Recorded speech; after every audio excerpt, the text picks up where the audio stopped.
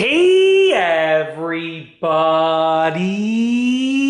I'm here today to talk to you about 3 router bits that every beginner needs. I'll also be going over what they are used for, and what they are used for. These are 3 router bits that I believe that every single beginner on this planet needs and what they are used for. Let's get right into this video. Now, conveniently, these are the 3 router bits that were included with my Ryobi router kit that I just got.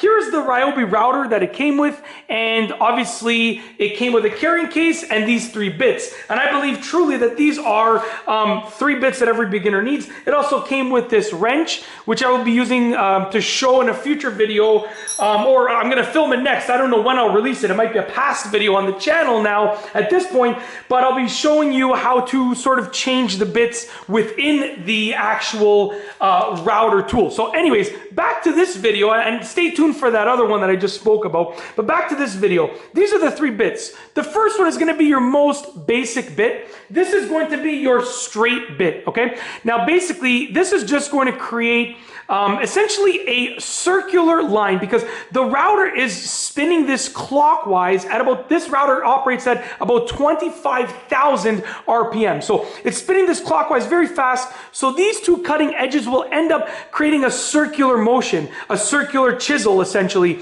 And you can use it for an inlay on a piece of wood. You can use it to mortise out, let's say, a door hinge section or a strike plate section, or to mortise out anything really. You can use it to trace something onto wood.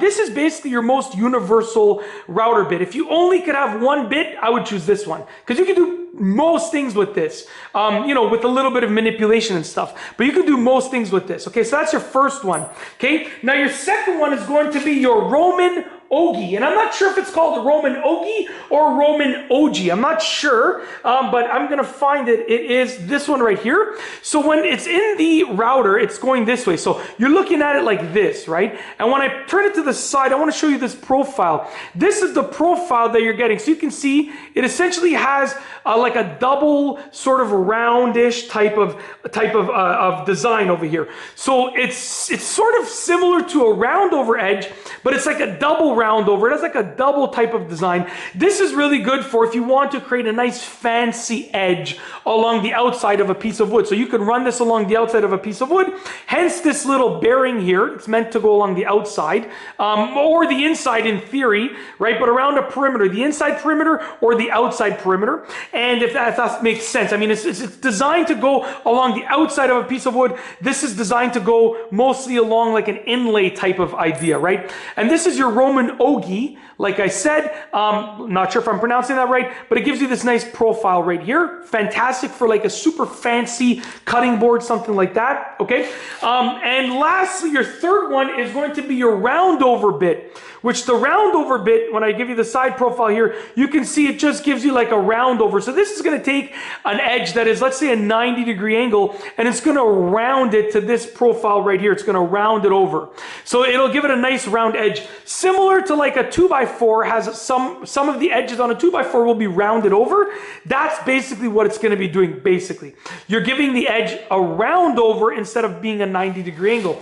And that's it. Like I said, these ones with the bearing on them are designed to go along a perimeter. So along the outside of a piece of wood, or even along the inside, but butting up against the side of something. So it could be along the outside or the inside, but butting up against that piece of wood. And this one without the bearing is designed to go pretty much anywhere within the wood. Like mortising out a door hinge, you could kind of go along the outline of the door hinge, and then you could just carve out the inside like that. Which also, I did another video on that, which you should have seen by now, or you should see somewhat in the future, because I film my videos in batch and then I schedule them out accordingly. So I film them all at once. I did like probably 18 or 20 videos already tonight, give or take, until I count at the end of the night. And then once I've counted and I schedule them out, I plan them out accordingly. So you might see these videos slightly before this one or slightly after this one with regards to the ones that I spoke about. But that is it. Those are your 3 router bits that every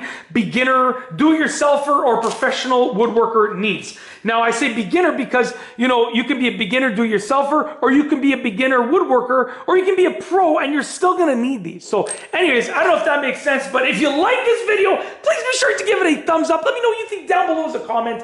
And of course, be sure to subscribe for more great videos just like this one. And that's all I have for you today. Thanks for watching.